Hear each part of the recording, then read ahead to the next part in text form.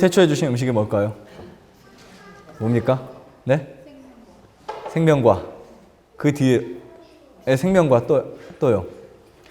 생명과는 엄격히 말하면 그들의 삶을 이어갈 수 있는 영원히 살 수 있는 과일이 있죠. 그들이 주식이 뭐였을까요? 창세기 1장 29절에 나옵니다. 내가 무엇을 준다 그랬어요? 그리고 나서 너희 식물이 될지라 그랬죠. 1장 29절 뭘까요? 씨 맺는 채소와 열매 맺는 실과를 주노니 너희 식물이 될지라 그랬어요. 하나님이 인간을 창조하시고 인간의 소화 구조와 인간의 몸에 가장 적합한 음식을 무엇으로 주셨다고요? 무엇으로요? 네, 여러분들이 지금 먹고 있는 곡식과 과일로 주셨다는 거예요.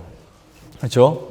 그러니까 우리가 그것을 히브리어로 찾아보니까 거긴 채소가 없었어요. 채소가 없었고 짐승은 푸른 풀을 먹고 사람은 곡식과 과일만 먹었어요.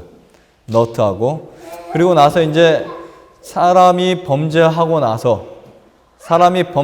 난 뒤에 하나님이 무엇을 추가로 주시냐면 푸른 풀을 추가로 주십니다. 그래서 이 히브리어로 말하면 곡식은 제라라는 뜻이고 그 다음에 채소는 에세브라는 뜻이에요. 나중엔 이게 바뀌죠. 바뀌는데 오늘 제목은 육식의 종말. 사람들이 육식을 한 결과가 무엇일까? 그렇죠? 육식을 한 결과가 무엇일까? 어떻게 오늘은 소에 대한 이야기를 좀 더 집중적으로 할 거예요. 소에 대한 이야기. 근데 지금 우리가 요한계시록을 보니까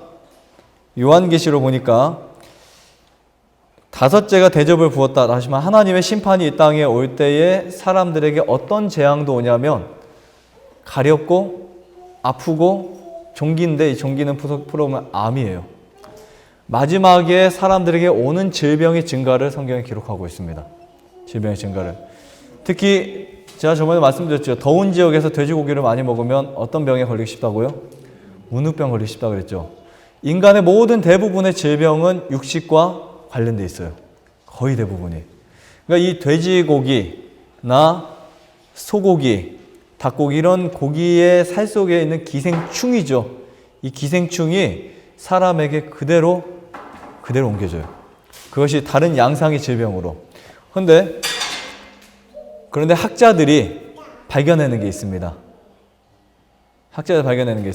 이 충을 죽일 수 있는 한 가지 방법이 있어요. 금식입니다. 금식. 자, 그리고 사실 사람이 죄를 지어서 죄의 결과를 당하면 하나님이 벌 주신 걸까요? 자기가 벌 받은 걸까요? 하나님이 너는 내 말 안 들었으니까 좀 이렇게 그 사람에게 형벌을 주시는 걸까요? 여러분 어떻게 생각하세요? 하나님이 형벌을 주신다고요? 아니면 내가 하나님을 떠나서 하나님의 보호의 울타리를 벗어났기 때문에 벌 받은 걸까요? 이것은 우리가 잘못 개념하면 하나님을 엄청 무서운 하나님으로 생각할 수 있습니다. 죄는 다 누가 져놓고요? 내가 져놓고. 그러니까 내가 만들어 놓은 결과를 내가 받아놓고 벌은 하나님이 주셨다라고 생각합니다. 육식의 결과는 질병이에요. 근데 사람들은 그 결과를 누구 탓을 올릴까요? 조상 탓을 올립니다. 우리 어머니는 폐가 약하고 아버지는 간이 약해서 내가 안 좋아졌다. 그렇죠? 그리고 내가 먹는 먹는 음식, 환경 이것만 하잖아요. 그런데 사실 본인의 식욕과 정욕과 자기의 쾌락을 중심으로 살았던 자신의 이기적인 욕구들이 자기 몸을 망가뜨려 놓았다는 사실을 우리가 알게 됩니다. 혹시 이 책을 보셨나요? 이 책 본 분 계세요? 육식의 종말. 경제 미래학자 제레미야 레프킨이라는 사람은 여러분 이 말을 했습니다. 유명한 사람이죠. 1%의 사람이 세상을 움직인다. 들어보셨죠? 1%의 사람. 그 중에 0.1%가 세상을 움직이는 기동력이 되고 0.9%가 그것을 만들어내는 사람이 된다. 나머지 99%는 그것을 따라가는 사람이에요. 그렇죠? 오늘날 세상이 다 그렇죠? 뭐 예를 들면 네, 철도라든지 자동차 포드 회사라든지 아니면 뭐 산업혁명이 일어났을 때 옷을 만드는 그 공장이라든지 그렇죠? 0.1%의 사람이 기발하게 만들어내면 사람들은 비난합니다. 뭐 그런 이야기를 한 사람이에요. 경제미래학자인데 그 사람이 이런 책을 만들었어요. 육식의 종말. 육식의 종말. 이 책이 아주 두껍습니다.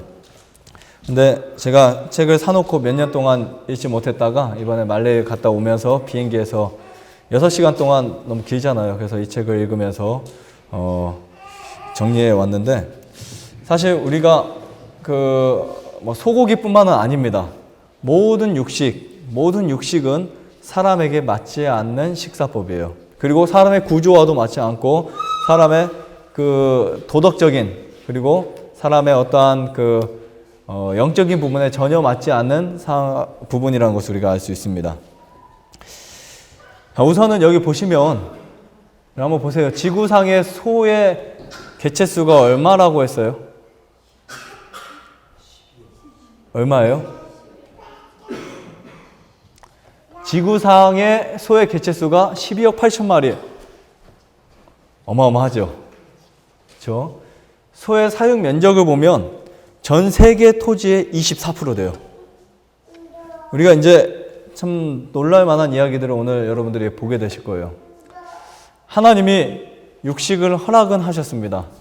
근데 범죄 후에 노아 홍수 이후에 허락은 하셨는데 그 당시 육식과 이 육식과는 전혀 다른 개념을 갖고 있어요. 다음 소의 무게를 합산해 보면 지구상의 모든 인간의 무게를 능가해요. 사람보다 소가 훨씬 더 많다는 거예요. 개체수 말고 무게로 따지면. 그래서 이 소의 증가는 생태계의 혼란과 온난화의 주범이 되는 아주 무서운 징조 중에 하나로 저는 보고 있습니다. 지구상에 생산되는 전체 곡식의 3분의 1을 누가 먹는다고요? 네, 짐승이 먹어요. 여러분 순리를 어기면 역행을 하게 되면요 문제가 발생합니다. 언제나 그렇죠. 문제가 발생해요. 그래서 우리가 벌을 키워보면 벌도 자꾸 이 무슨 산란이라고 하죠? 자기 뭐라고 하죠? 근친이라고 하나요? 그 교배를 계속 하다 보면 벌도 태화되고 싸납고 망가져요. 모든 종이 그렇습니다. 생태계를 파괴하는 거 하나님이 옛날에 말씀하셨어요. 한 밭에다가 2가지 곡식을 심지 말라 그랬어요. 사람들은 이 뜻이 무엇인지 몰랐습니다. 최근에 와서야 이래서 그랬구나. 그렇죠? 하나님이 고기 먹지 말라 그랬어요. 특히 돼지고기와 쥐고기는 절대 먹지 말라 그랬어요. 그렇죠? 그 돼지고기를 먹은 결과가 만들어낸 질병이 뭐냐면 문둥병이에요. 잘못된 성관계. 무엇을 만들어냈어요? 에이즈를 만들어냈죠. 그러니까 순리를 역행하는 것은 반드시 그 죄의 대가를 뭐 한다고요? 만들어낸다는 사실을 우리가 보게 됩니다. 결론적으로 우리가 질병에 걸리고 아프고 고통당하는 모든 원인은 어디에 찾아올 수 있냐면 나의 죄의 결과라는 사실을 우리가 깨닫게 됩니다. 우리가 소를 키우는 환경을 여러분 가보신 분들 많이 있으시겠지만 지금 이 다 케이지 사육을 합니다. 케이지 사육. 거의 대부분. 물론 방목을 하는 데도 있지만 전 세계적으로 남아메리카나 또 미국이나 그쪽 보면은 엄청나게 많은 소들이 이렇게 철장 안에 가두어서 사육을 당합니다. 이 소들은 사료는 먹고 물을 마실 수 있지만 움직이지도 못하고 앉았다 일어나봤다밖에 하지 못해요. 관절도 망가져 있고 그리고 또 염증도 많이 생겨 있고 이렇게 소들이 키워지는데 하나님이 이렇게 소를 만든 게 아니에요. 그럼 소는 누구를 상징하는 줄 아세요? 소 하면 떠오르는 국가들이 많이 있죠. 어디가 있어요? 예?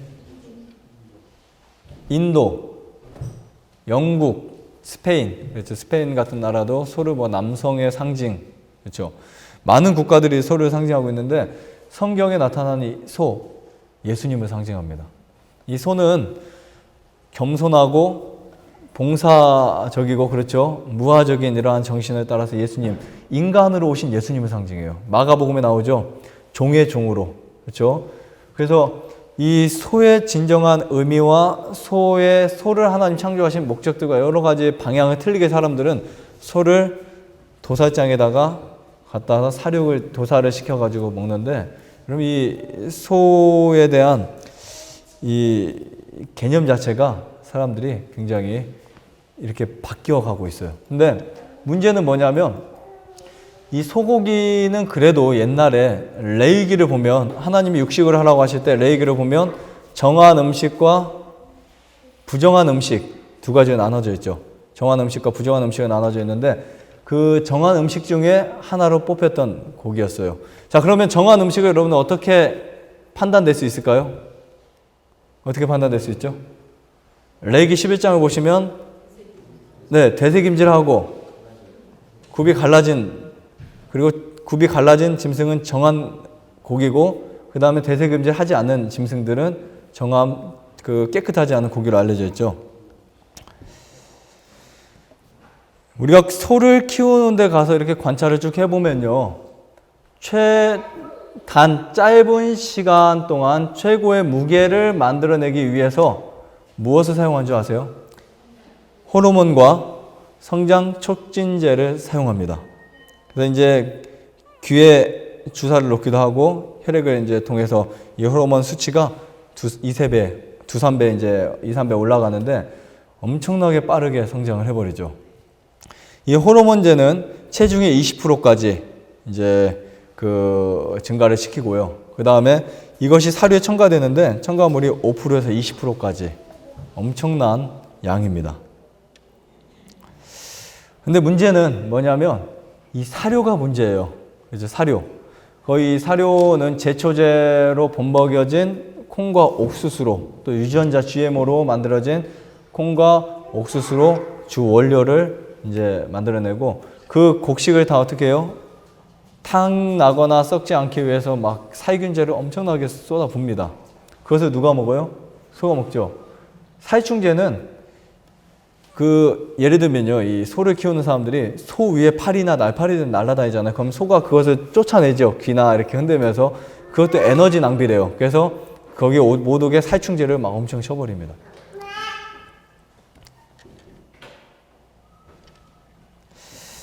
자, 그 다음에 소의 도살 과정을 한번 보세요.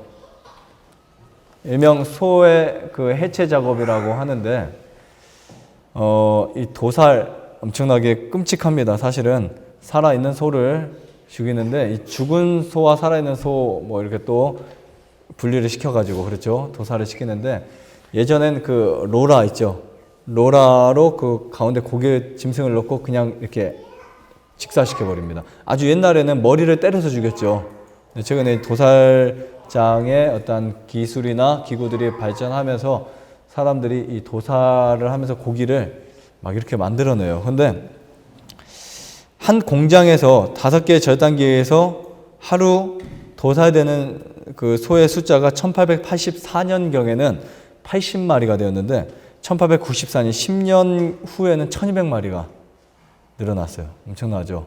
그러니까 사람은 매일 소를 엄청 많이 죽이고 살아갑니다. 누구를 위해서 그럴까요?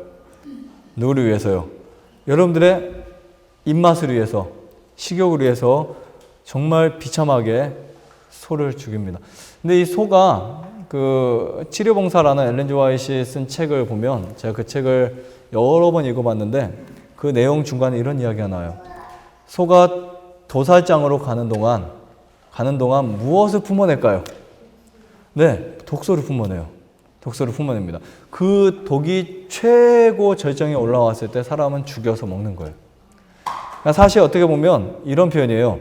짐승이 원한을 품고 독을 품어낼 때 그것을 사람이 먹어서 병이 든다. 이런 의미도 우리가 좀 이해할 수 있어요. 그러니까 사실 인간은 자기의 식욕을 위해서 음식을 먹지만 결론은 인간 사회를 망치는 것은 자기 자신들의 무엇이었다고요? 욕구였다는 사실을 깨닫게 됩니다. 자, 그 다음에 광우병에 대한 이야기를 좀 해드릴게요. 여러분, 광우병 아세요? 광우병이 뭔지 아세요? 뭘까요?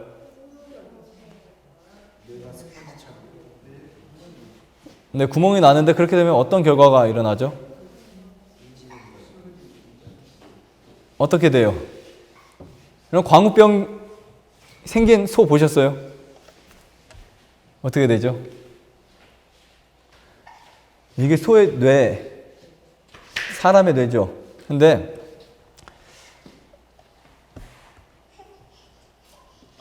에이즈보다 무섭다고 알려진 이 광우병은 이렇게 됩니다. 자, 이제 사람이 광우병이 있는지 없는지 잘 분간을 못해요. 짐승의 몸속의 병을 다 진찰을 해가지고 도사를 하는 게 아니잖아요. 그렇죠?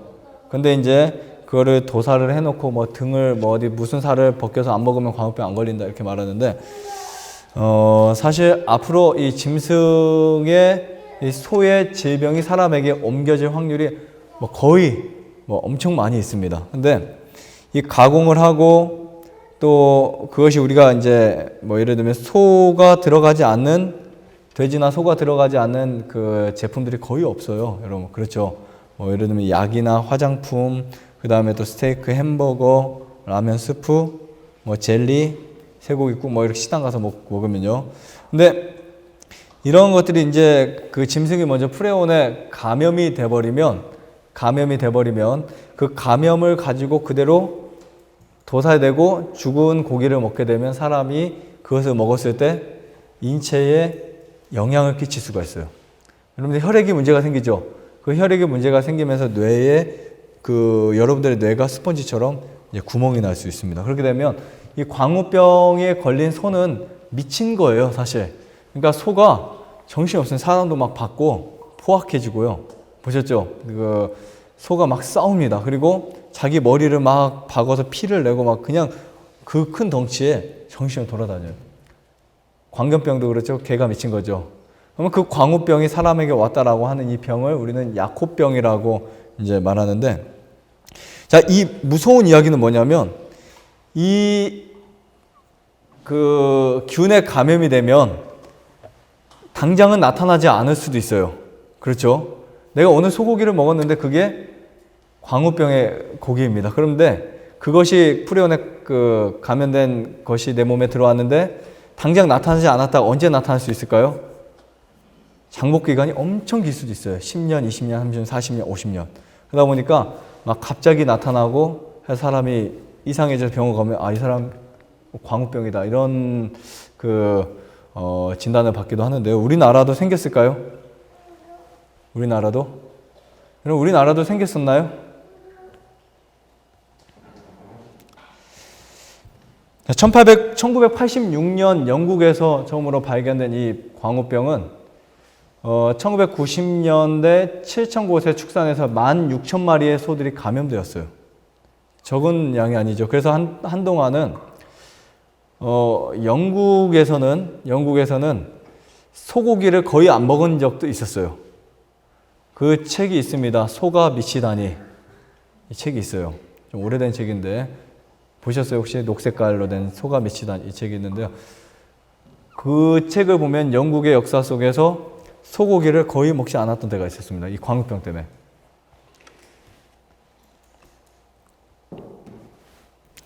영국에서는 광우병이 발견되었을 때 1000여 곳 이상의 학교에서 소고기를 이제 금지했던 적이 있었고요.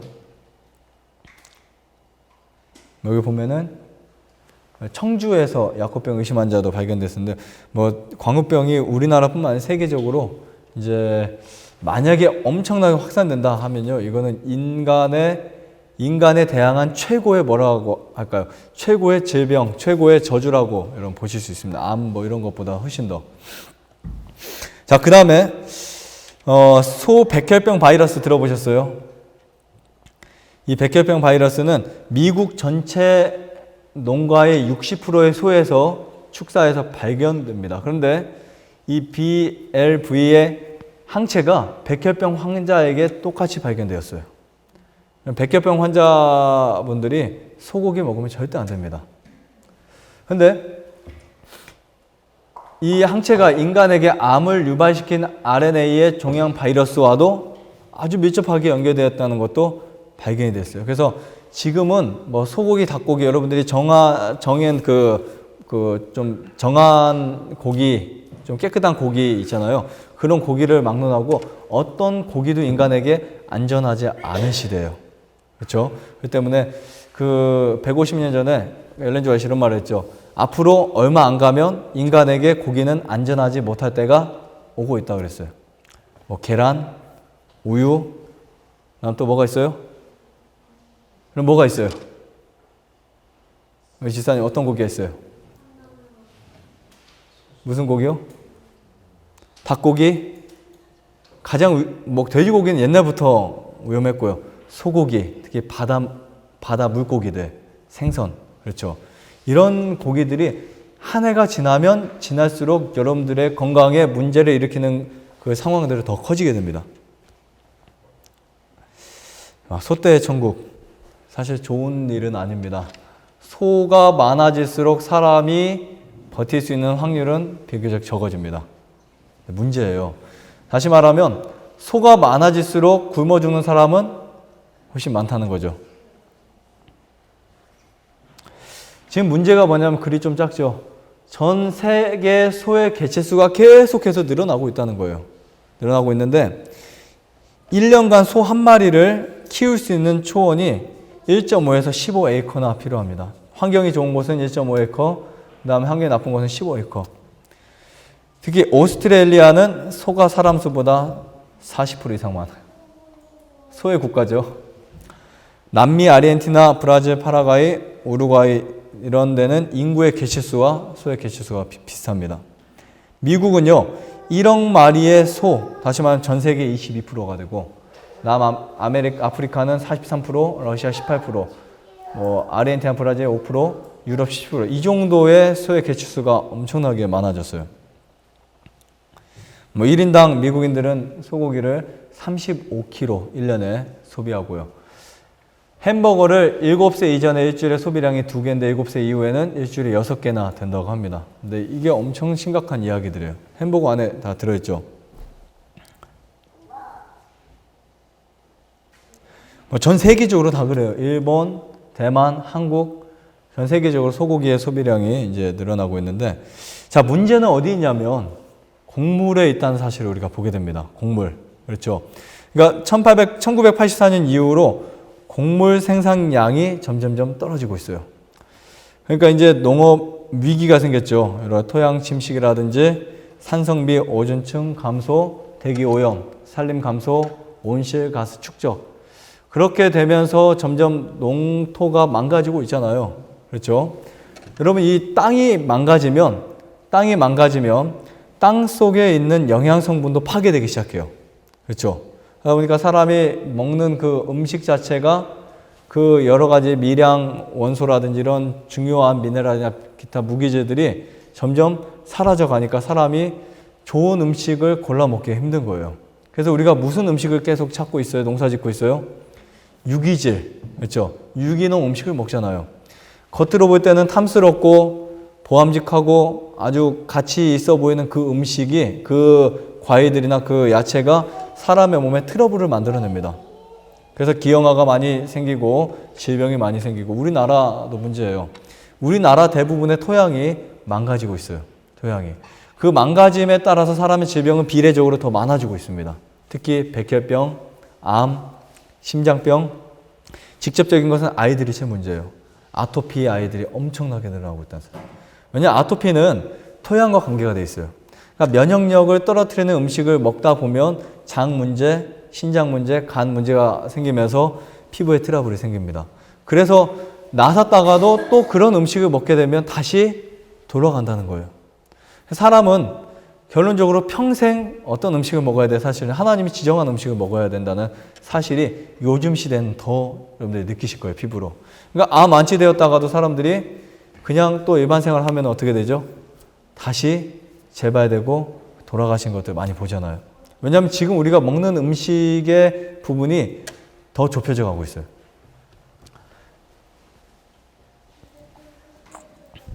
자, 예를 들면 제가 이것을 하나 비유를 해봤어요. 생태계의 문제. 자, 풀이 있죠. 사람이 그냥 원 곡식을 먹었을 때에 들어가는 음식보다 송어를 먹었을 때 들어가는 것이 훨씬 더 많습니다. 자, 보세요. 풀을 먹는 것은 메뚜기가 풀을 먹어요. 뜯어 먹습니다. 그럼 메뚜기는 누가 잡아먹죠? 생태계를 보면 누가 잡아먹어요? 개구리가 잡아먹죠. 개구리는 누가 잡아먹을까요? 뱀이나 송어. 근데 우리가 뱀은 안 먹는다 치고 송어를 잡아먹죠. 그러면 송어를 사람이 먹잖아요. 한 명이 1년을 생존하기 위해서 송어를 300마리를 잡아먹어야 됩니다. 300마리. 그 송어를. 그러면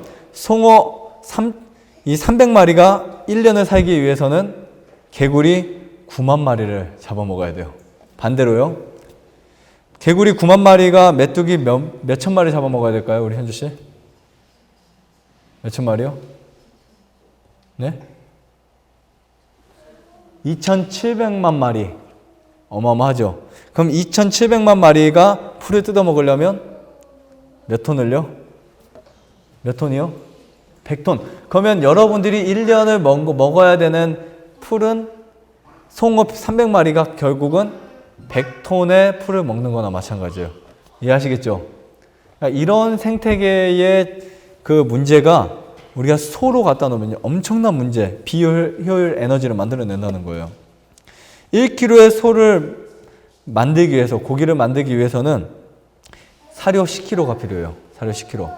근데 사람이 1kg의 소를 먹는 양과 곡식 10kg 먹는 양, 뭐가 더 효율적일까요?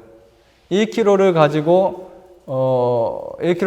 여러분 소고기를 1kg 가지고 며칠을 버틸 수 있을 것 같아요?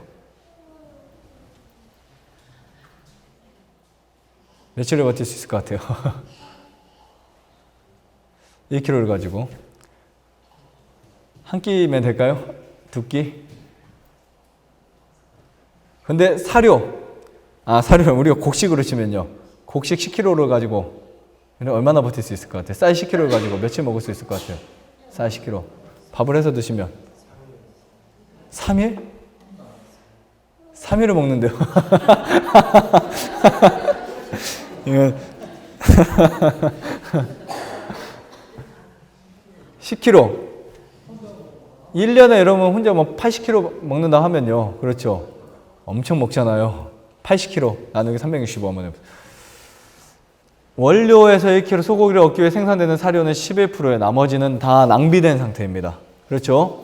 사람이 섭취할 수 있는 1억 5,700만 톤의 곡물이 육식을 통해서 2,800만 톤을 생산할 목적으로 사용돼요. 이거 엄청난 낭비예요. 그렇죠. 자, 육류 생산과 곡물 생산을 비교해 봤을 때 곡물의 5배, 특히 일반 옥수수나 콩, 옥수수요. 그 다음에 콩의 10배, 야채의 15배. 우리 현우 좀 야채 15배, 시금치의 25배. 엄청난 양입니다. 그렇죠. 그러니까 사람이 저와 여러분들이 한번 스테이크 한쪽을 먹었을 때마다 사실은 저쪽 소말리아 아이들이 우리를 욕하고 있어요. 정말입니다. 누군가를 원망하고 있겠죠. 내가 왜 이렇게 살아야 될까? 배만 나온 소말리아 아이들, 아프리카 아이들, 굶어 죽는 아이들이 엄청나게 많잖아요. 에티오피아는 1984년 날마다 기아로 수천 명이 죽었어요. 하루에 몇천 명이 죽습니다. 어디가요? 다른 재앙도 아니에요. 지진도 아니고 쓰나미도 아니고 전쟁도 아니고, 그렇죠. 무엇 때문에요? 굶어 죽는 것 때문에. 그렇죠. 그 당시에 이 에티오피아에서 가축을 위해서 수출할 식물을 심고 있었어요. 이런 말이 돼요, 안 돼요? 그 나라에서 곡식을 심어서 국민들에게 나눠져서 보급을 해서 먹어도 부족할 판인데 외국, 미국이나 오스트리아나 그런 데로 수출할 풀들을 심고 있었다는 거예요. 이건 끔찍한 상황들이에요. 다시 말하면 있는 사람은 살고 없는 사람은 죽어라, 이 뜻이에요. 지금 전 세계적으로 우리가 가난한 사람 도와주죠. 하지만 우리가 육식을 선택할 때 내가 키우고 있는 아들 같은 이 아이들이 저쪽 나라에서 굶어 죽고 있다는 사실을 알게 될 거예요. 그러면은 여러분 육식을 입에 넣을 수가 없어요. 제레미야 레프킨 이런 말을 합니다. 육식을 즐기는 소비자들은 축산단지의 추악한 면모들과 너무나 동떨어져 있기 때문에 자신들의 기호가 다른 사람들의 무엇이에요? 네, 다른 사람들의 삶이나 국가들 간의 정치적 관계에 어떠한 영향을 끼치는지 까맣게 모르고 있다. 아까 육식의 종말이라는 책을 쓴 사람이 이렇게 말했어요.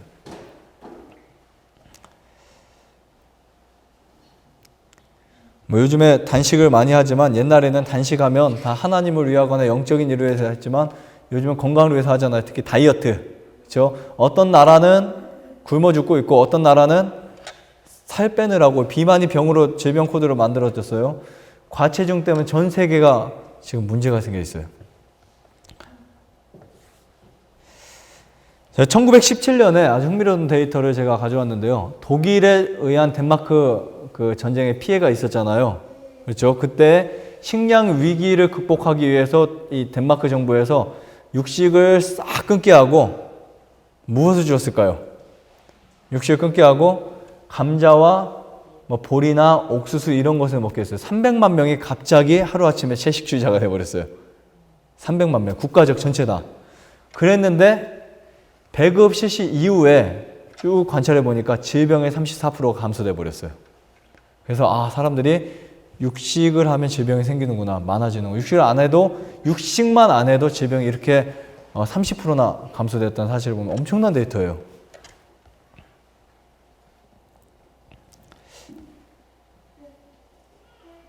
자, 여기 보시면 이제는 사람이 소를 먹는 게 아니고요. 소가 사람을 먹어요. 자, 밑에 보시면 부자는 질병으로 죽죠. 그렇죠? 부자들이 이 소고기는 어떻게 보면 부유의 상징입니다. 전 세계적으로요. 부자는 고기를 많이 먹어서 질병으로 죽어가고 있어요. 가난한 사람은 어떻게 죽어가고 있을까요? 네, 양식의 부족으로 영양실조로 죽어가고 있어요. 10억의 사람들은 과도한 식생활로 병에 걸려서 지금 현재 막 질병에서 허덕이고 있고 10억의 사람들은 어떻게 살고 있어요?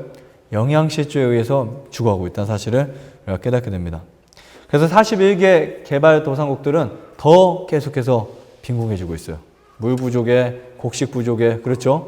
그리고 아프리카 대륙에는 4명 중에 1명이 영양실조에 걸려있고 난민은 8명 중에 1명이 저녁을 먹지 못하거나 낮에 식사를 못하고 잠을 자고 있어요. 굶주린 사람 세계 13억이나 됩니다. 세계. WHO에서는 인구의 20%가 지금 영양실조로 죽어가고 있다는 사실을 보도해내버립니다. 그리고 가축을 먹어 치우는 곡물의 생산량이 소가 먹는 양이 얼마큼이라고 그랬어요? 곡식의 3분의 1이라는 엄청난 데이터를 우리가 보게 됩니다. 해마다 몇 명이 죽는다고요? 해마다 못 먹어서 몇 명이 죽어요? 우리나라 인구, 한국 인구가 해마다 죽어요. 좀 이제 실감이 가세요? 실감이 가세요? 그러니까 이것을 해결하기 위한 방법은요. 뭐 내가 사람들에게 선한 거 알려주고 뭐 이런 다 떠나서 육식을 끊는 거예요. 이거는 절대적인 것입니다. 그러니까 여러분들이 육식을 끊을 때 여러분들이 한 명이 내가 육식을 끊을 때 1년의 양이 몇백 명을 먹여 살릴 수 있는 거예요. 몇십 명을 먹여 살릴 수 있는 거예요. 그렇죠? 내가 도와줄 수 있는 한 달에 뭐 3만 원씩 도와주고 뭐 이런 것보다 훨씬 더 가치 있는 일을 저는 육식을 끊는 거라고 말합니다. 우리가 뭐 이렇게 아프리카나 이런 데 보내주잖아요, 돈을요. 그거보다 육식을 끊을 때 훨씬 더 많은 가치를 이런 데 부여하실 수 있는 거예요. 뿐만 아닙니다. 햄버거 하나를 먹을 때 4평 정도의 숲이 망가져요. 4평의 숲이. 이 단백질 사다리를 보세요.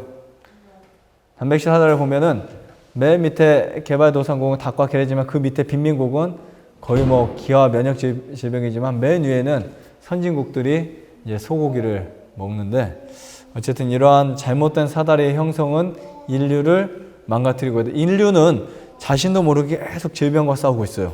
그래서 우리나라만 봐도 거의 뭐 어떤 한 질병의 그 개수가 질병으로 인해서 고통당하는 사람들이 1000만 명 단위예요. 그렇죠? 아토피, 당뇨, 혈압 다 1000명 단위입니다.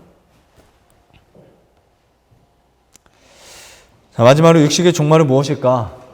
자, 정리해 보니까 질병입니다. 그렇죠? 우리가 성경 그 요한계시록 15장, 16장 읽었죠? 사람이 만들어 놓은 죄의 대가. 그렇죠? 사람이 자기의 어떠한 이기적인 욕구와 쾌락을 위한 그 죄의 대가는 무엇으로 끝을 만들어낼까? 제가 여기에서 다 여러분들에게 말하지 못했습니다. 뭐 오존층이라든지 프레온가스에 의해서 그 오존층이 망가지고 그것을 통해서 지구 온난화, 뭐 저희도 겪고 있잖아요. 우리가 벌만 해도 온난화 현상 때문에 뭐 지금 기후가 문제가 생기고 그렇죠. 기후가 문제가 생기다 보니까 또 많은 소나무들도 죽고 그렇죠. 자꾸 바뀌고 있어요. 그 다음에 또 질병이 엄청나게 늘어납니다. 해마다 질병이 늘어나요? 안 늘어나요? 그럼 늘어나요? 안 늘어나요? 그렇죠? 내 주위에 있는 사람들 보세요. 그리고 질병이 더 다양해지고 있어요. 제가 그저께 3일 전에 말씀드렸어요. 질병의 개수가 몇 개라고요? 몇 개라고 했어요? 네? 네? 아닌데요. 아니에요. 12,420개. 12,420개. 질병의 개수가. 국가 질병 코드에서 나온. 근데 이 12,420개 질병들이 점점 더 늘어나고 있잖아요. 그렇죠? 앞으로 이제 질병학자들이 보는 그 암보다 무서운 질병이 다가오고 있다. 뭐 이런 문서들도 보게 되는데 더 심각해질 거예요. 그런데 아주 재밌는 거는 뭐냐면 옛날에 닉슨 대통령도 그렇고 미국에 암과의 전쟁을 선포하기도 했었고요. 그렇죠? 암을 위해서 질병을 위해서 쏟아부은 돈이 어마어마해요. 하지만 그런 수고와 고생에도 불구하고 질병은 더 많아지고 있어요. 맞아요? 안 맞아요? 약들, 그렇죠? 병원 수, 간호사 의사는 더 많아지고 있지만 무엇은 더 많아지고 있어요? 환자는 훨씬 많이 늘어나고 있어요. 왜 그럴까요? 저는 거기에 대부분의 문제를 첫 번째를 육식으로 말하고 있습니다. 육식만 끊어도 엄청난 변화가 올 거예요. 아마 도살장만 없어져도요. 엄청난 변화가 올 것입니다. 그리고 곡물로 키운 소의 고기, 이 소는 무엇을 먹어야 된다고 제가 자꾸 말하고 있어요? 풀을 뜯어 먹어야 돼요. 근데 소가 자꾸 인간의 영역에 올라와가지고 무엇을 먹고 있어요? 소가 먹는 그 곡식을 가지면 굶어 죽는 국가들 다 살릴 수 있어요. 이해하시겠죠? 그러니까 부유층의 사람들이나 잘 먹고 사는 사람들이 소고기를 먹을 그것을 아예 해체해버리고 곡식을 만들어 오면 굶어 죽는 1년에 4천만 명, 6천만 명이 다 살아남을 수 있어요. 이해하시겠죠? 그리고 이러한 그 육식의 종말을 통해서 사람들이 엄청난 재앙을 받는데 오늘 우리가 이러한 그 하나님이 주신 원래의 음식, 여러분 사람이 육식을 하지 않을 때 수명은 길었습니다. 몇 살까지 살았어요? 육식을 하지 않았을 때는 1000살 가까이 살았어요. 969세 최고 오래 산 사람 이름 누구였다고? 무드셀라. 그렇죠? 그 당시에 그렇게 살았어요. 그랬는데 사람이 육식을 하면서 수명이 단축이 되죠. 이것은 단백질 문제입니다. 그러니까 사람에게 필요한 단백질 양의 범위를 지나쳐 버리면 사람의 수명도 그만큼 짧아진다는 거예요. 그 당시에 옛날에는 뭐 몇백 살에도 아기 낳고 막 그랬어요. 그렇죠? 지금은 50, 60만 돼도 좀 힘들어지잖아요. 그렇죠? 간혹 있지만. 그러니까 우리에게 주신 하나님의 말씀은 진리입니다.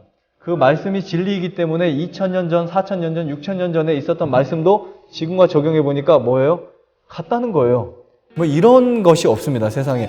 어떤 책도요, 어떤 말씀도, 어떤 글도, 어떤 좋은 글도 시대를 지나서 이렇게 완벽한 구조는 없어요.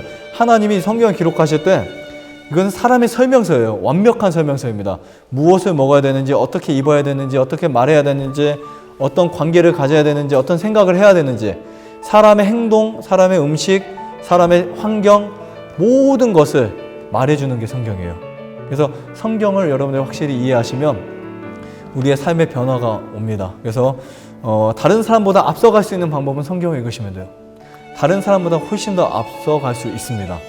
성경은 우리에게 앞으로 될 일들에 대해서 엄청나게 많이 말했어요. 구약성경, 신약성경 통틀어서. 그래서 이런 육식의 종말도요. 지금 이 제레미야 레프킨은 경제 미래학자지만 이전에 150년, 160년 전에 이미 엘렌 지 화이트는 분명하게 말을 했어요. 제가 나중에 그 말씀을 또 드릴게요. 150년 전에 이런 질병들이 올 것에 대한 글들이 너무나 정확하게 나왔어요. 도살장에 대한 문제, 질병에 대한 문제, 염증에 대한 문제. 그래서 여러분들이 조금 더 성경으로 마음을 집중시켜서 하나님이 주신 태초의 먹거리가 무엇인지를 살필 수 있는 저 여러분 모두가 되시기를 바라면서 마치겠습니다.